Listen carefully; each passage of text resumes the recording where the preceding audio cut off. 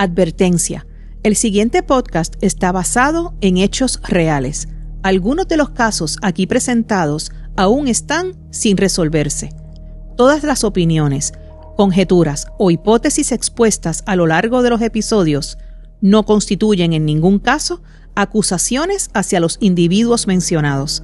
En los casos ya resueltos, este podcast comprende que los mismos se dilucidaron en el Tribunal de Justicia y no en la opinión pública. Hola criminauta, soy Silvia Batista. Gracias por estar aquí. Puedes vernos por GW5 Network, un canal de YouTube con una amplia oferta de podcast desde deportes, temas de actualidad, salsa, eventos y mucho más. Y recuerda, criminauta, puedes escucharnos a través de todas las plataformas de audio. Y ahora, criminauta, es hora de desenredar el hilo del crimen.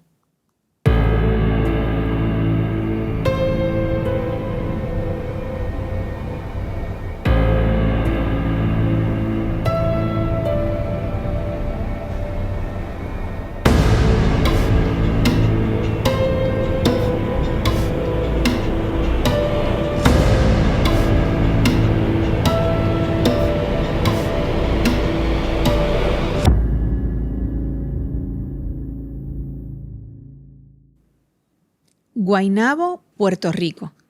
Hay lugares que se sienten seguros, calles donde la rutina parece intacta, donde la vida transcurre sin sobresaltos, donde nadie imagina que algo violento puede ocurrir. Guaynabo era, para muchos, uno de esos lugares, pero la violencia no siempre avisa, no siempre grita. En ocasiones llega en silencio, se instala en lo cotidiano y cuando finalmente se manifiesta, ya es demasiado tarde. El 17 de noviembre de 2014, esa ilusión se rompió. Lo que comenzó como un día cualquiera terminó convirtiéndose en una escena marcada por disparos, caos y vidas que nunca volvieron a ser las mismas. Hoy, en el hilo del crimen, desenredamos la llamada masacre de Guaynabo. Comencemos. Christopher Sánchez Asensio le alquilaba una residencia a don Miguel Ortiz Díaz en la urbanización Versalles de Bayamón. Don Miguel era profesor de la American Military Academy y exsargento militar del Ejército de Estados Unidos.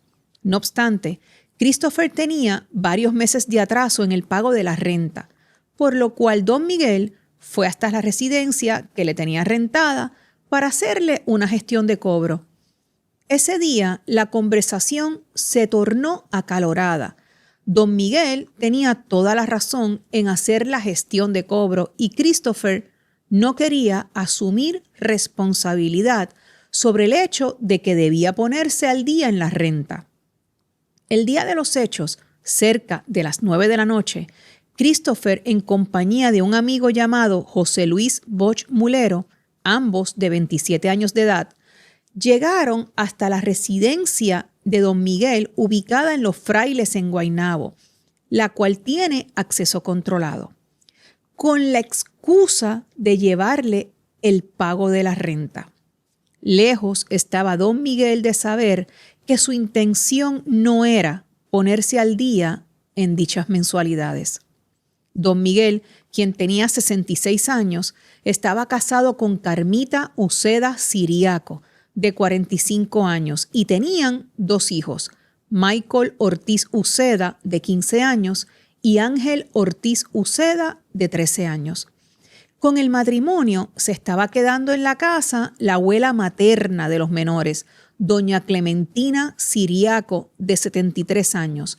Tanto Carmita como Clementina eran de nacionalidad peruana. Una vez Christopher y José Luis tuvieron acceso a la urbanización con la excusa de llevar el pago, las verdaderas intenciones salieron a la luz. Lo próximo que narraré es parte del testimonio del único sobreviviente de esa horrenda noche, testimonio que pudo ser verificado en su totalidad por los agentes de la policía que investigaron el caso. Vayamos a los hechos. Ya dentro de la residencia, el dúo obligó a la familia a arrodillarse en la sala de la casa. El primero en recibir un tiro fue don Miguel, a quien antes de morir se le escuchó decir: «Chico Christopher, no tienes que hacer esto». Tanto doña Clementina como doña Carmita recibieron tiros. Carmita se desplomó contra el menor de los niños, quien tenía sus ojos cerrados ante el miedo que sentía. Pero al sentir que algo cayó contra él y caerse él también, abrió los ojos y vio que era su mamá. Y entonces se percató que tanto ella como su abuela botaban sangre. Pero el niño se quedó en el suelo.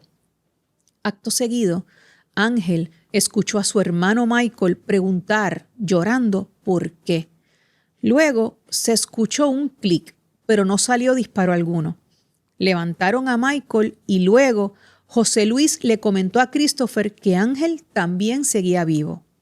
Al intentar dispararles a los menores y no lograrlo, ya sea porque posiblemente el arma les dio problemas, Christopher y José Luis secuestraron a los niños y se los llevaron del hogar en dirección de Guaynabo a Bayamón.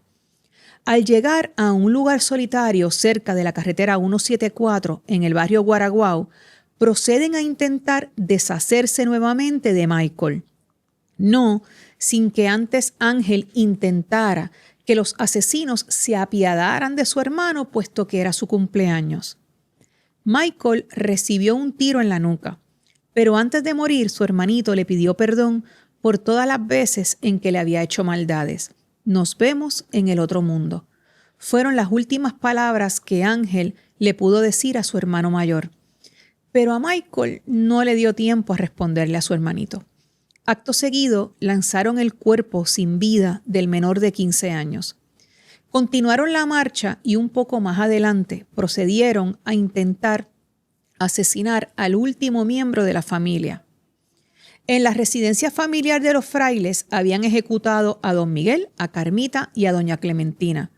Luego asesinaron a Michael y lanzaron el cuerpo cerca de una cantera en el barrio Guaraguao. Y por último, como les estoy mencionando, intentaron hacer lo propio con Ángel.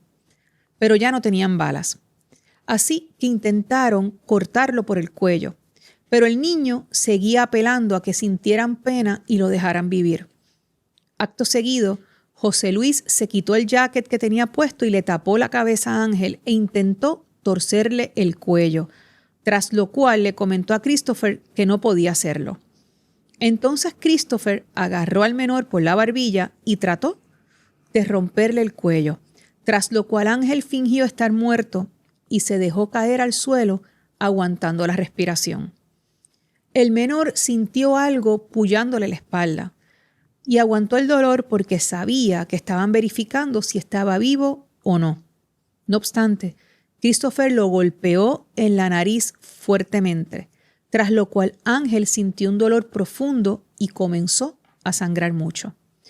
Luego, Christopher lo obligó a pararse sobre la baranda del puente donde estaban y Ángel se trepó en cuclillas, pues estaba muy oscuro y tenía miedo a la altura.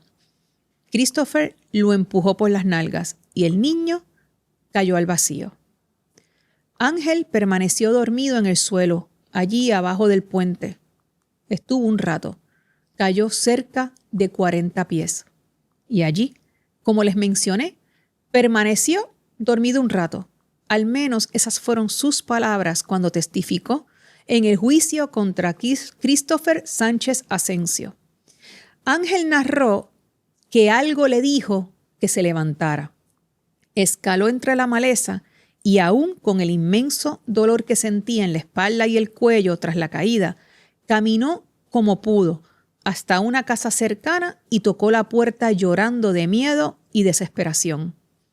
Ensangrentado, sin camisa y en medias, llegó hasta esa residencia en la cual tocó incesantemente la puerta mientras lloraba sin consuelo. Eran las 3 de la madrugada. Llevaba 6 horas de vivir una pesadilla. En la casa, ante la incesante súplica de ayuda de Ángel, el dueño de la residencia llamó a la policía, mientras Ángel esperaba en la puerta de la casa que llegaran los agentes y alguien lo auxiliara. El policía municipal de Guaynabo, Eduardo López Ríos, fue uno de los 2 uniformados que llegaron a los predios de la casa donde Ángel esperaba por ayuda. El 18 de noviembre de 2014, López Ríos comenzó su turno a las 3 de la madrugada cuando recibió una llamada sobre una situación en el barrio Guaraguao, entre Guaynabo y Bayamón. Al llegar, los agentes de la policía municipal se encontraron a Ángel ensangrentado y con las rodillas laceradas. Ángel lloraba lleno de miedo y entre lágrimas les contó que sus padres, su abuela y su hermano estaban muertos. Les relató lo que había vivido y les explicó quién lo había hecho. López Ríos procedió a darle la información al centro de mando de que el menor había dicho que su familia había sido asesinada en su residencia en la urbanización Los Frailes. Igualmente le dio información al centro de mando del lugar donde encontró al niño y donde residía la persona sospechosa, Christopher Sánchez Asensio, quien Ángel señaló que era inquilino de una de las residencias que su padre poseía y que ese lugar era en la urbanización Versalles en Bayamón. Agentes del orden público se movilizaron a Versalles. El sargento Luis Alfonso Martínez Serrano, adscrito al cuartel de Bayamón Sur, declaró que a eso de las 3:40 de la madrugada del 18 de noviembre investigaba un escalamiento, pero entonces recibió una llamada del retén de que en la urbanización Versalles había ocurrido una masacre y había una familia muerta. La información estaba errada, pues la masacre había ocurrido en Los Frailes, pero Martínez Serrano llegó a la urbanización Versalles con 6 patrullas, creyendo que allí era que había ocurrido la matanza. Pero al llegar al lugar, encontró a un muchacho bregando con un celular en una Toyota 4Runner oscura con la puerta del conductor abierta. El muchacho era Christopher. Martínez Serrano se percata de que Christopher estaba nervioso y que tenía cadillos en los pantalones. Christopher le explicó que era así porque estuvo trabajando todo el día. Pero se escuchó por radio control que el sospechoso se llama Christopher Sánchez y después que el joven les dijo su nombre, otro de los policías presentes que acompañaba a Martínez Serrano lo arrestó. Una vez arrestado, Christopher confesó todo y explicó la participación de José Luis en los hechos. A ambos les radicaron cerca de 40 cargos, aproximadamente 20 cargos a cada uno. Entre estos cargos estaban asesinato en primer grado, tentativa de asesinato, 3 cargos por ley de armas, secuestro agravado a menor de edad, conspiración, agresión grave, robo con arma de fuego y destrucción de prueba. Los fiscales María del Mar Ortiz, Miguel Alameda, Janet Parra, Zulma Delgado y José Virreya trabajaron en la radicación de los cargos. La fiscal principal lo fue Janet Parra, quien se mantuvo al frente del caso y luchó para que se le hiciera justicia a las víctimas mientras salvaguardaba el bienestar de Ángel, quien fue el principal testigo de fiscalía. La juez Jessica Morales Correa le impuso una fianza global de 8 millones a cada uno por todos los cargos mencionados, tras lo cual, al no poder pagar la misma, fueron ingresados en la cárcel regional de Bayamón. La defensa de Christopher estuvo a cargo de Orlando Cameron Gordon, mientras que la defensa de José Luis, a quien se le celebraría juicio por separado, estuvo a cargo de Mayra López Mulero. En octubre de 2015, tras casi un año de este horrible crimen, comenzó el juicio por jurado contra Christopher. Entre los testigos que la fiscalía presentó estuvieron los 3 agentes de la policía, que fueron los primeros en entrar al caso. Uno de los 2 agentes de la policía municipal que llegaron a la residencia en la cual Ángel pidió ayuda la madrugada del 18 de noviembre de 2014.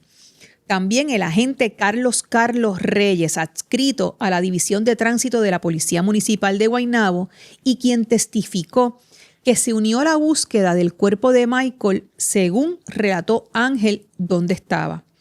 Carlos testificó que encontró el cuerpo sin vida del menor baleado en la carretera PR 174 en el mismo barrio Guaraguao, donde otros 2 policías socorrieron al niño herido. El tercer agente de la policía que testificó en el juicio, Luis Alfonso Martínez Serrano, relató, como les mencioné anteriormente, que llegó a la urbanización Versalles en Bayamón respondiendo a la notificación por error de que allí era que se había realizado la masacre, culminando entonces en el arresto de Christopher, como les narré hace unos instantes. Como parte de las piezas de evidencia en el juicio contra Christopher, la Fiscalía presentó un puñal de 11 pulgadas de largo, descrito como una de las armas utilizadas en la llamada masacre de Guaynabo.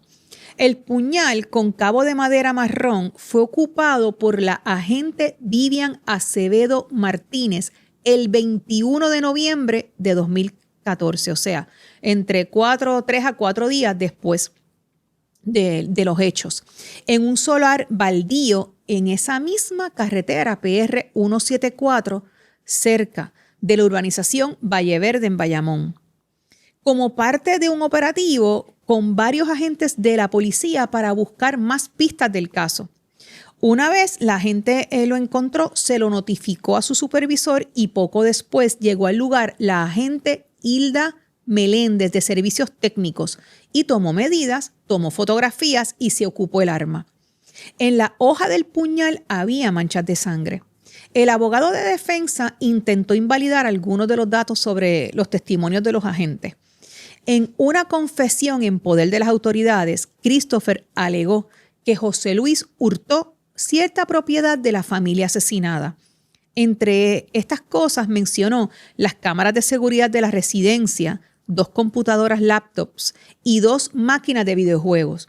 Otro agente de la policía testificó que encontró algunas de las pertenencias de la familia que habían sido hurtadas, entre ellas un iPhone azul y negro, un Galaxy Note blanco, rosa y azul, un reproductor de música Apple, un celular LG de AT&T, azul, un beeper gris y unos guantes verdes plásticos. La patóloga forense Eda Rodríguez Morales declaró que 3 de las 4 víctimas, don Miguel, Carmita y doña Clementina, fueron encontradas en una posición compatible con una ejecución.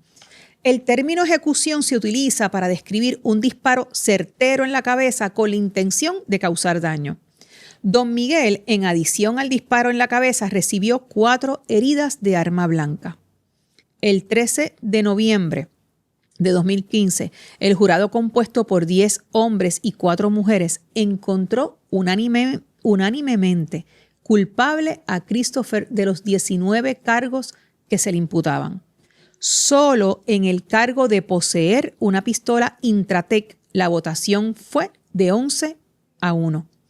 La jueza superior Vivian Duró Rodríguez sentenció a Christopher Sánchez Asensio a cumplir 254 años, 5 meses y 6 días de prisión, de los cuales los primeros 96 años deberá cumplirlos de forma natural, sin derecho a salir en libertad bajo palabra ni utilizar los servicios de programa de desvío. En noviembre de 2016, José Luis Bosch Mulero se declaró culpable de su participación en los asesinatos de la familia, rechazando la posibilidad de un juicio por jurado. José Luis fue sentenciado a 95 años de prisión por la misma jueza que sentenció a su cómplice, la jueza Vivian Duró Rodríguez. Para pensar, en medio de todo, hubo algo que no fue violencia, hubo algo que no fue indiferencia. La fiscal Janet Parra no solo llevó un caso, también sostuvo el dolor de quienes quedaron, el niño sobreviviente que hoy día es un joven adulto, familiares de don Miguel, incluso familiares en Perú de Carmita y Clementina. Y en un sistema que muchas veces se siente frío, la empatía de Parra hacia el menor sobreviviente y sus familiares nos recuerda que la justicia también puede ser humana. Mi abrazo solidario lleno de agradecimiento para ella. En cuanto a los hechos en sí mismos, dejo otro para pensar. A veces queremos creer que incluso la violencia tiene límites, que hay una línea que nadie cruza. Niños, personas mayores, inocentes. Pero cuando esos límites desaparecen, la violencia deja de ser solo un crimen. Se convierte en algo más peligroso, en la evidencia de que ya no hay reglas. Y quizás la pregunta no es por qué ocurrió, sino qué tan frágiles eran esos límites que pensábamos que existían. ¿Qué nos dice de nosotros como sociedad cuando incluso la violencia deja de tener límites? Porque en el hilo del crimen no siempre tenemos todas las respuestas, pero seguimos haciendo las preguntas que no debemos dejar de pensar. Para pensar. Gracias por ver los episodios, a cada uno de ustedes que le da like a un episodio, que comentan y que me solicitan casos. Gracias. Recuerden que estamos en Instagram bajo el hilo del crimen y también en TikTok bajo el hilo del crimen y que pueden escribirnos a elhilodelcrimen@gmail.com o info@gw5.com y que pueden ver todos los episodios por el canal de GW5 en YouTube y escuchar los casos por las plataformas de audio. Gracias por escuchar y desenredar conmigo el hilo del crimen. Hasta el próximo episodio, Criminauta.